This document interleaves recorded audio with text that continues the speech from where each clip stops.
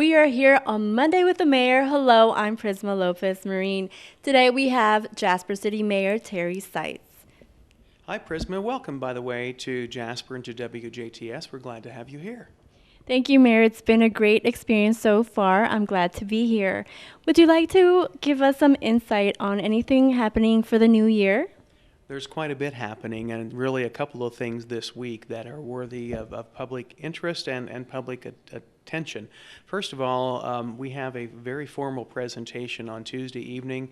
At the conclusion of our park board meeting, we will have a presentation from the design firm that is looking at the parklands. Parklands was identified early on. We didn't know exactly what it would be. We knew it could never be a golf course. That was in the deed when we purchased that. Really thought it may become kind of a campus with various different buildings on it, and ultimately the terrain dictated that. We had a very large public group, an advisory group that kind of worked with City Properties or City Visions at that time and Gamble Associates as a separate contract from the downtown. And they ultimately led them to basically to be a very natural setting, to be a managed meadow setting and parks, which would be basically not a lot of structures on the property. And then that was elevated and left there for the next step. This is now the next step. And Hafer and Associates out of Evansville was chosen by the park department. They've worked with them. Tomorrow night we'll have several presentation elements that will be related to the parklands, and the public, of course, is invited to any park board meeting. It's at 4:30. My guess the presentation will start sometime around 5, but if you want to come and be a part of that, that'd be great. We're very excited about that, and we look forward to having this project and to be part of Jasper's future. Absolutely. So I hear we are included in America's Best Communities. Can you tell us about that? We are. We're a top 50 community, and for that we receive $50,000 with an obligation to raise $15,000 local. We raised almost $20,000 locally. So that was used to look at helping with two different areas, but three actually for us. Part of our plan would be to look at supporting with any future winnings the downtown and square revitalization, as well as the Jasper Cultural Center. And that's in our next effort. That's basically, we put some money into the next act for helping them secure that building. We had a community video created that can be used by anybody. We're going to debut that sometime in the near future, depending on the next step with the contest. But ultimately now we're looking to be narrowed down to the top 15. So our ABC Team Jasper, which is really, there's only 3 city staff members on it, 2 or 3, and the rest of them are all community members, so it doesn't necessarily, it's not guided by the city, it's from the community. They are prepared this Wednesday for the next stage of the announcement. Either we make it from the final 50 to the final 15, and then that starts a trail about how we get to the final 8, which the final 8 receive $100,000. At that point, we'll know what to do. The contest will dictate that. The other part is we met and talked about what if we don't move forward in the contest?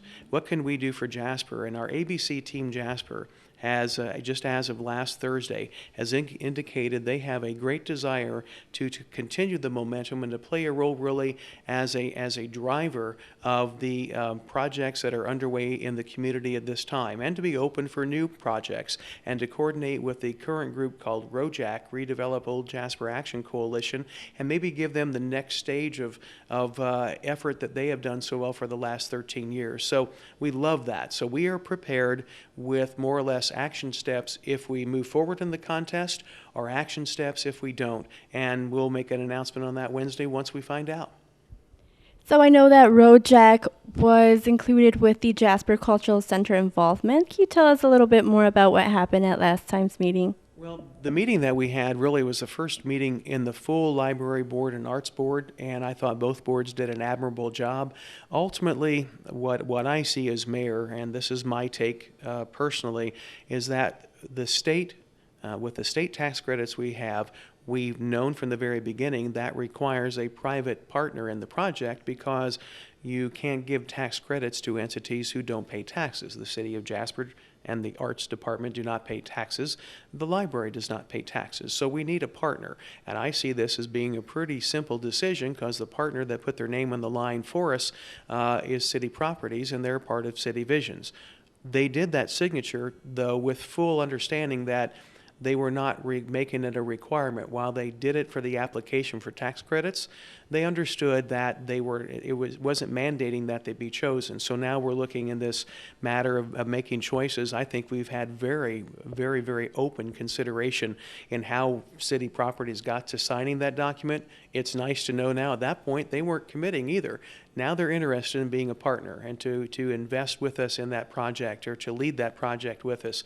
And ultimately, no one wants to jeopardize those tax credits. So as we go through the next steps, I'm very comfortable as mayor with continuing with city properties who signed the original document. The boards will get a recommendation from their group and go from there. But if you're asking me, since this is Mondays with the mayor, I'm more than happy again with it. And City Vision / and City Properties, which is their parent company, have performed exemplary an exemplary fashion for the city of Jasper. And they've met every criteria of every contract we've ever had, and they've done some things over and above, which is really up to them to do. We didn't ask them to do, nor are we expecting any payment for doing so. So I'm very comfortable with that. I hope that will be the decision, but ultimately I will respect the boards for what they're doing in the library and arts, and let them come together with that decision. Well, it looks like a great plan, and hopefully it gets executed. Thank you, Mayor.